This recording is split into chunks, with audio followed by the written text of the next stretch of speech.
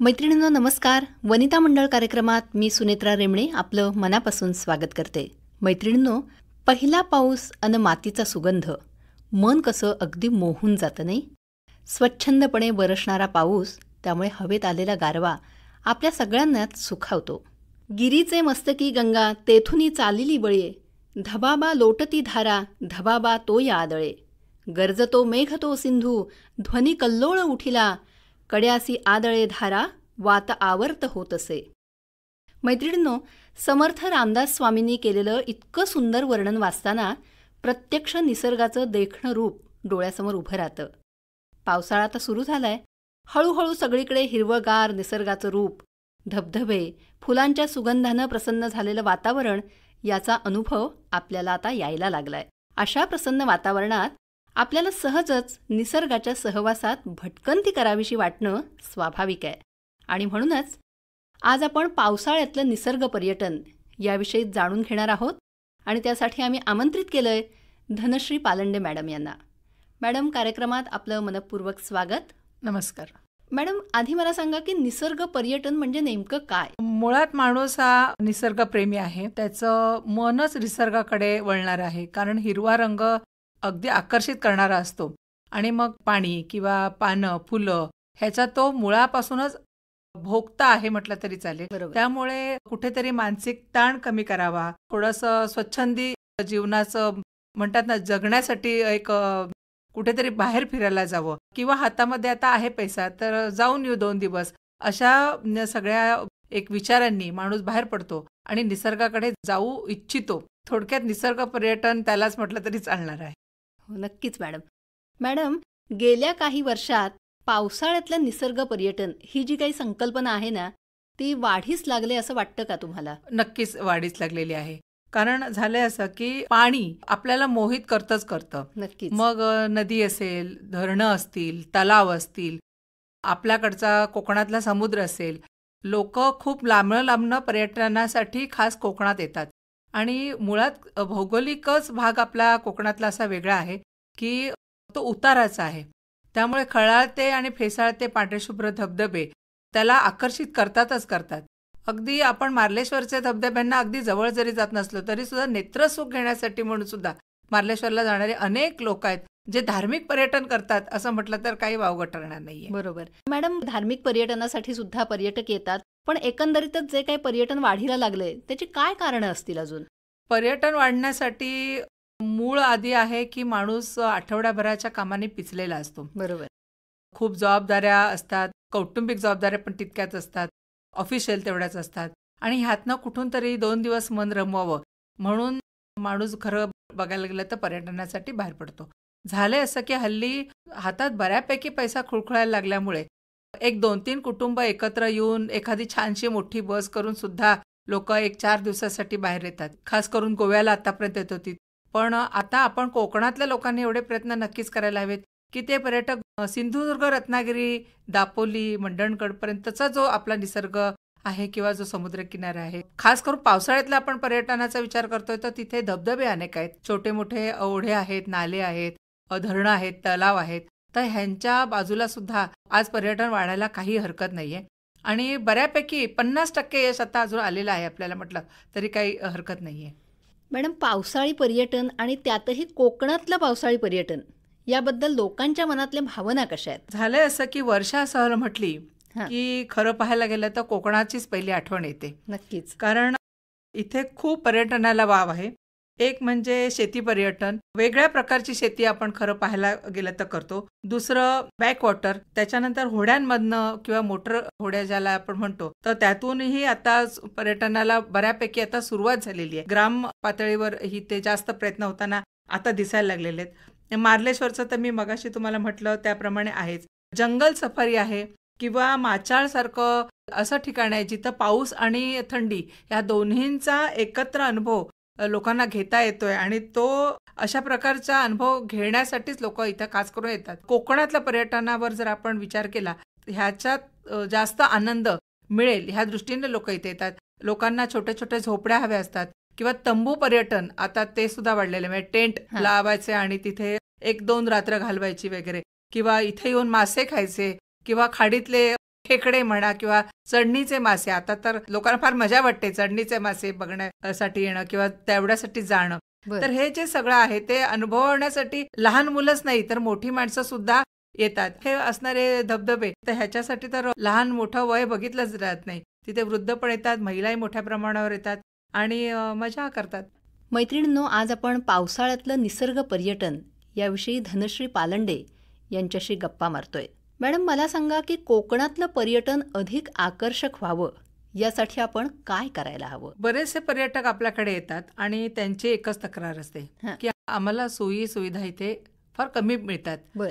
तर ह्या दृष्टीने जर आपण विचार केला तर मुळात रस्ते हा सगळ्यात मोठा आता प्रॉब्लेम त्या लोकांचा असावा असा आत्ता तरी प्राथमिक अंदाज आहे. हं. दुसरं आहे तिथे आल्यानंतर, कारण हे जे आता आपण बघितलं की धबधबे आहेत, नाले आहेत, ओढे आहेत किंवा धरणं आहे, छोटी समुद्र आहे, तर ह्याच्या आजूबाजूला समुद्राच्या आजूबाजूला बऱ्यापैकी हॉटेल्स तरी आहेत. पण बरेचशी ही जी ठिकाणं आहेत ही ग्रामीण भागाच्या जवळपास येतात.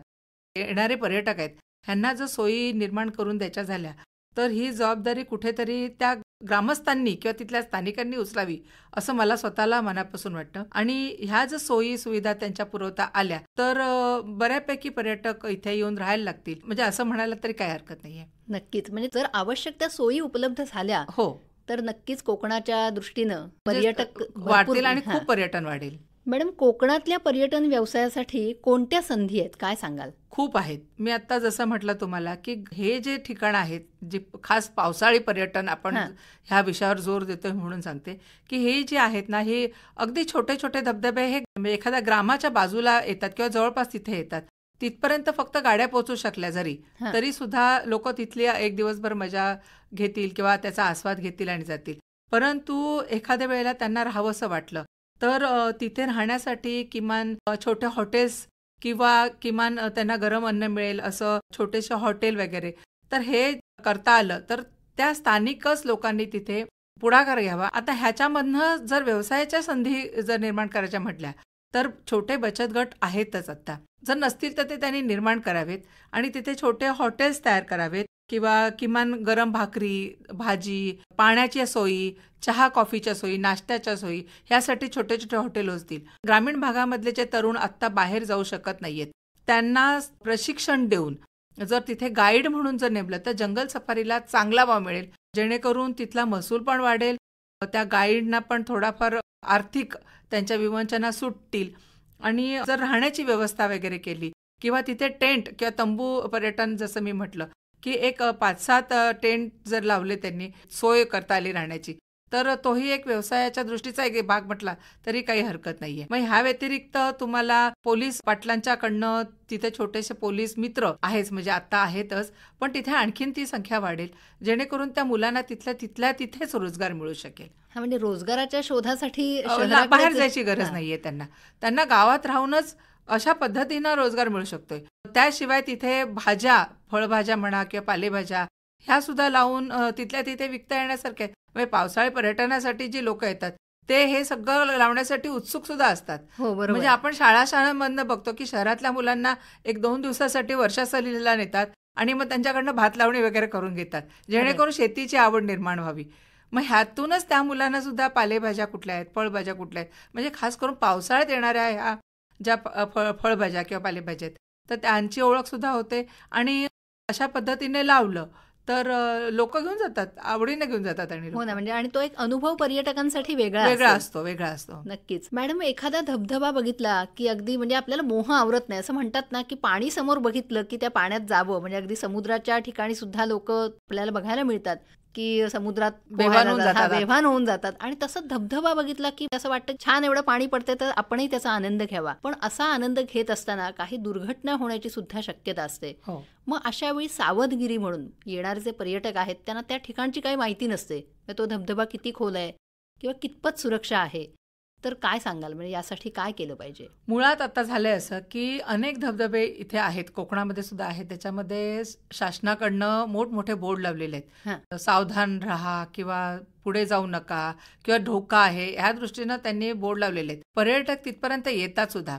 झालंय असं की आता कोकणात येणारे पर्यटक हे बहुतांश करून घाटमाथ्यावरचे किंवा त्याच्या बाहेरचे, म्हणजे अगदी गुजरातवरनं सुद्धा किंवा राजस्थानवरनं सुद्धा खास ह्या धबधब्यांच्या आकर्षणापायी लोक इथे येत आहेत आणि त्यांना खरंच तुम्ही म्हणता त्याप्रमाणे माहिती नसतं किंवा समुद्राच्या कडे जर तुम्ही गेलात किंवा समुद्राच्या अनेक ठिकाणी जर गेलात तर तुमच्या लक्षात येईल की काही बारीक वाळू आहे जी घट्ट रोवून पाय ठेवू शकते बरोबर. आणि एकदम रेवाळ रेती म्हणतो आपण तशी, की ज्याच्याने पाणी परत जाताना ती घसरत जाते आणि आपल्याला सुद्धा हात ओढून घेऊन जाते. बरं. म्हणजे ती वाळू अशा पद्धतीची वेगळी आहे. तर ह्याची कल्पना देण्यासाठी किमान ज्या हॉटेलमध्ये किंवा ज्या टेंटमध्ये किंवा जिथे झोपडीमध्ये म्हणा किंवा जिथं राहण्याची व्यवस्था आता ग्रामीण भागामध्ये कुठे केलेली असेल तिथे त्यांनी मोठमोठे फलक लावावेत की अशा पद्धतीच्या ह्या सूचना आहेत त्या सूचना फलक वाचूनच पर्यटक पाण्यात जातील किंवा पाण्याकडे जातील अशा पद्धतीनं एक तर त्यांची व्यवस्था करायला हवी. दुसरं असं की शासनाने केलेले आहेत आता बोर्ड वगैरे. लोक बरेच वेळेला म्हणतात की मग एवढे मोठे बोर्ड लावलेत मग काय पुढे जाण्यात अर्थ आहे, म्हणजे मग ते हिरमुसले होतात आणि बरं. ते पुन्हा मागे वळतात. तर हे सगळं बोर्ड असावेतच, नसावेत असातला भाग नाहीये, कारण शासन शेवटी त्यांच्या जीवाशी धोका पत्करून त्यांनाही ते परवडण्यासारखं नसतं. अशा वेळेला तिथे लोखंडी रेलिंग लावणं किंवा सुरक्षिततेच्या दृष्टीनं तिथे काही लोक ठेवणं, म्हणजे जसं मी मगाशी म्हटलं की पोलीस मित्र आहेत तर त्यांना प्रशिक्षण देऊन जर तिथे त्यांची नियुक्ती केली मग ते गावातले स्थानिकच मुलं असावी जेणेकरून त्यांनाही रोजगार मिळेल आणि ते तिथे थांबतील. बदलून ड्युट्या दिल्या त्यांना तर संध्याकाळनंतर शक्यतो कोण तिथे थांबत नाही. पण बरेच वेळेला असं दिसून येतं की धबधबे ओपनली असतात, लोक त्या पाण्याखाली बसण्यासाठी येतात आणि तिथे बऱ्याच वेळेला तरुण वर्ग खास करून धिंगाणा घालत असतात. त्यामुळे होतं असं की त्यांचा आरडाओरडा एवढा असतो की कुटुंबवत्सल लोक तिथे जावं की न जावं यासाठी 2 मिनिटं विचार करतात. मग त्यांना त्याचा आस्वाद घेता येत नाही आणि ह्या दृष्टीने त्याच्यावर कुठेतरी अंकुश बसावा आणि म्हणून अशा लोकांची जर व्यवस्था केली तिथे तर एक तर रेलिंग ठेवा, बोर्ड लावून ठेवा, ह्या ज्या सुरक्षिततेच्या गोष्टी आहेत त्या केल्याच पाहिजेत आणि तरच आलेला पर्यटक सुरक्षितपणे येऊन आनंद लुटून परत जाऊ शकेल. नक्कीच मॅडम, कोकणात अधिकाधिक पर्यटक यावेत यासाठी आपण काय आवाहन कराल? एक तर मुळात पर्यटक येतातच आहेत तसं बघायला गेलं तर, हा. फक्त आपण आपल्या दृष्टीने थोडेसे कमी पडतो आहोत असं मला वाटतं. बरं. की राहण्यासाठीच्या जागा किंवा शौचालय ज्या ठिकाणी पर्यटक येतात तिथे महिला सुद्धा मोठ्या प्रमाणात येतात, त्यामुळे स्वच्छ शौचालयांची व्यवस्था असणं सुद्धा गरजेचं आहे. खाण्यापिण्याच्या काही गोष्टी असतात जेणेकरून इथे चांगलं फूड मिळतं, कारण लोक फूडी फार आहेत. हो. तर ते खाण्यासाठी जेव्हा लोक येतात ना त्यावेळेला ते दिवस वार सण काही बघत नाहीत, ते खातच सुटतात फक्त.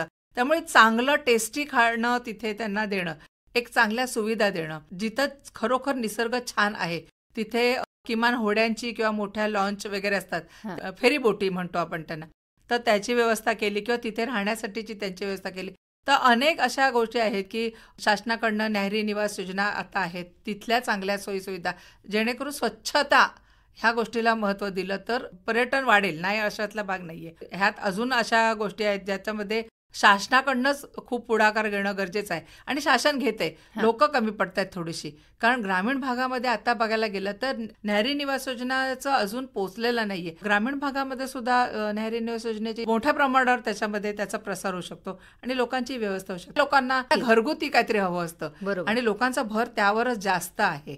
त्यामुळे हे जर सुविधा झाल्या ना तर पर्यटक येतीलच येतील, येत आहेत, त्यांची सोय चांगली होईल. नक्कीच मॅडम, या पावसाळ्यामध्ये पर्यटक अधिकाधिक यावेत यासाठी तुम्ही आवाहन तर केलेलं आहेच, पण मला सांगा की जेव्हा पर्यटक पावसाळ्यात इथे सहलीसाठी येतील तर अशी कोणती ठिकाणं तुम्ही त्यांना सुचवाल की त्या ठिकाणी त्यांनी जावं आणि पर्यटनाचा आनंद घ्यावा?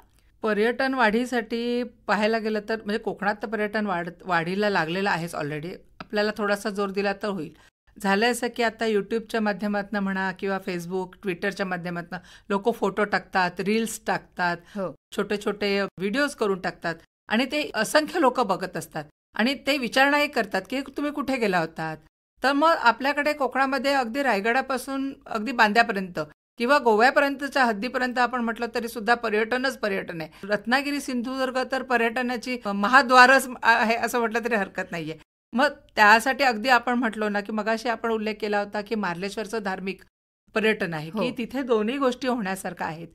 खोर्नेनकोचं धरण आहे, सवत करण्यासारखा मोठं धबधबा आहे, बरोबर. किंवा अगदी रत्नागिरीच्या शहरालगत सुद्धा जवळजवळ 3-4 ठिकाणं अशी आहेत की जिथे छोटे मोठे अनेक धबधबे आहेत आणि ते सुरक्षित आहेत. त्यामुळे लोक लहान मुलांनाही तिथे घेऊन जाऊ शकतात. जास्तीत जास्त जंगल सफारीसाठी लोकांनी यावं, कारण जे आपलं कोकणातलं निसर्ग सौंदर्य आहे त्याच्यामध्ये त्या निसर्गामध्ये अनेक अशी वनस्पती आहेत की ज्या जंगल सफारीमुळे त्यांची नव्यानं ओळख पर्यटकांना होणार आहे. त्यामुळे होईल असं की स्थानिकांना जर प्रशिक्षण दिलं किंवा मुलांना त्या दिलं प्रशिक्षण, तर त्याची ओळख एक नव्यानं आपल्याला करून देता येईल. अशा अनेक ठिकाणी आहेत. आता चिपळूणसारखा काही ठिकाण आहेत किंवा सिंधुदुर्गात अनेक अशी ठिकाणं आहेत की ती जंगलामध्येच वसवलेली आहेत. म्हणजे अगदी एक 7-8च तिथे हट्स तयार करतात. ते अगदी 5 स्टार हॉटेल टाईप करतात आणि तिथे लोकांना आवाहन करतात. मुंबई पुण्याकडचे लोक बुकिंग करूनच तिथे येतात अच्छा. आणि त्या पद्धतीनं तिथे पर्यटनाला चांगला वावही आहे. ह्याचं जरासं अजून थोडंसं पब्लिक म्हणतो ना आपण केलं त्याला, तर मला वाटतं कोकणामध्ये भरपूरच होईल. MTDC कडनं सुद्धा बरेचसे प्रयत्न केले जात आहेत की त्यांना जास्त कशा पद्धतीनं सोयी सुविधा पुरवल्या जातील. शासनाकडनं भरपूर प्रयत्न होत आहेत. लोकच फक्त उचलायला हवीत जी स्थानिक आहेत. हां. ती वाढली तर मला वाटत नाही की पर्यटनाला 100% आपल्याला मिळेल. आता रत्नागिरीकडचा अगदी आपण थिवा पॉईंटच्या इथे जरी उभं राहिलो आणि खाली बघितलं खाडीकडे, तर तिथे जो तो छोटासा गोल दिसतो, तिथे असंख्य औषधी वनस्पती आहेत. बऱ्याच वर्षांपूर्वी हे शोधून काढलेलं होतं.